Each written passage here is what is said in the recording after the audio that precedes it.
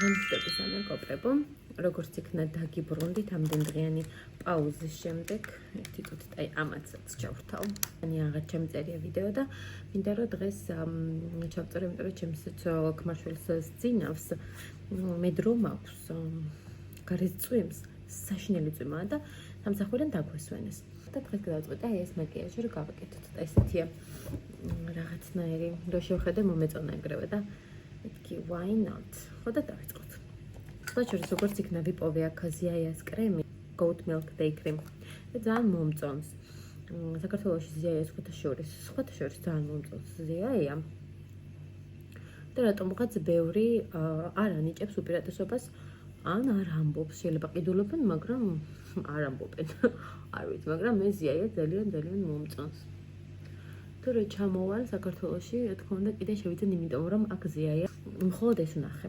არ ხდება ეტახში. რატო არ ვჩვენი ამდენი ხანი? დავიწყოთ იქიდან, რომ ძალიან ისეთი პერიოდი დაემთხვა რა ეს ბოლო 2 კვირის მანძილზე, რომ აი ძალიან საშინელი პერიოდებია.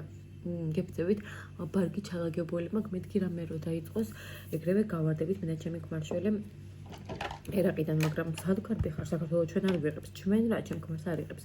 ჩემ ქმრის გარეშე არც და მინდა დასვლა რა თქმა უნდა.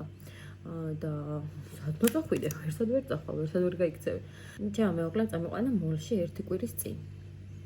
მე ჩემი შვილი წავედით და მეთქი ცოტა ხანს გავერთობთ და სელინსაც გავერთობ. თქვენ შედითო? მე წავალო, თმებს შევიჭრიო. მოუწესრიგდებიო და მოვალო მეც შემოგიერთდებითო. ამასობაში ჩემს ქმარს ტელეფონზე განწირულად ვრეკავს თავისი მეგობარი, რომელიც მუშაობს ჯარში. საკმაოდ სენსიტიურ თანამდებობაზე. ფურზე არ მიცდია ხოლმე წასმანთავება ვნახოთ როგორ მომიხდება. მე რო გადავედი მანქანიდან და შევედი მე და ჩემი შვილი მოლში, მაშინ პასუხია თურმე. მე ჩემი შვილი ავედით ბოლო სართულზე და ბოლო სართულზე ერთ ათამაშა მოედანი, სადაც სელენი თამაშობს ხოლმე ძირითადად. ხშირად ძირითადად სულმანდად ის ხო. იმიტომ რომ ძალიან უყვარს მან ხტუნაობა, სასრიალოებია და ძალიან კარგად ერთობა სელენი. მოკლედ. და შევედი მე და სელენი და სადღაც ერთი 5-10 წუთი ვიყავით შესულები. გვესმის რაღაც ბრახუნის ხმა. მე მეგონა რომ მეთქი სახურავს აკეთებენ ალბათ თქო. გავიხედე ხა ჩემს გარშემო და ყველა გაჩერდა, აბსოლუტურად ყველა გაჩერდა. ამ ჰოლს, ანუ ეს დიდი ოთახი რაც არის სათამაშოებია, აქვს კარები და აივანი. და ამ აივანზე უდევთ მაგიდები და სკამები. შეიძლება გახვიდე, დაჯდე და მოიხინო გემრიელი. რომ გავიდა ყველა გარეთ, მე ხვდი რომ მეთქი რაღაცაშია საქმე. და მირეკავს უცებ ჩემი მული. სათხარ მარიამ, უთხარი მოლში ვარ ასული სადღაც. ჩემს ნაცათხერს გამოვიყენებ და ლეიკოპლასს დავიდებ ძალიან გთხოვთ. გონიო რომ ბომბებს ისვრიანო და ფრთხილად იყავიო, იმიტომ რომ ხმა არის ჩვენთან ახლოსო. გავთი შეგრე და ურეკე ჩემს ხვარი მაგონებს რომ გიგეკაუსად გაგატელეფონია. მოვდივარო, ჩამოდიო დროზე დაბლავ და წავედითო სახლშიო. და წავიდეთო, ჩემ მეგობარმა დამირეკაო და ბომბები ჩამოაგდეს ახლობით რამ 1-7 მაინც იყო. გამისკდა გული, დავავლეს სელენს ხელი. სელენს არ უნდა გამოსვლა, თქო, ვერ ხვდებოდა. ბავშვები ყოლოდა, ანუ მაშინ სხვაში ვერ ხვდებიან. და ისეთი ხმაც არ იყო, რომ ბომბის ხმას გავდეს რაღაც თითქოს შორს რო ჩამოვარდება რაღაცა, სახურავს რაღაც დაეცემა. აი ეგეთი ხმა იყო დაახლოებით.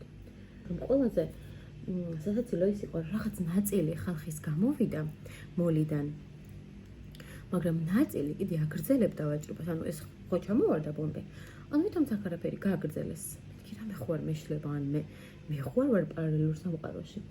და სელინს უთხარი, მეთქი დედი კომოდი კიდე საბავშვო საპრანჭოებს თქო და უნდოდა ძალიან.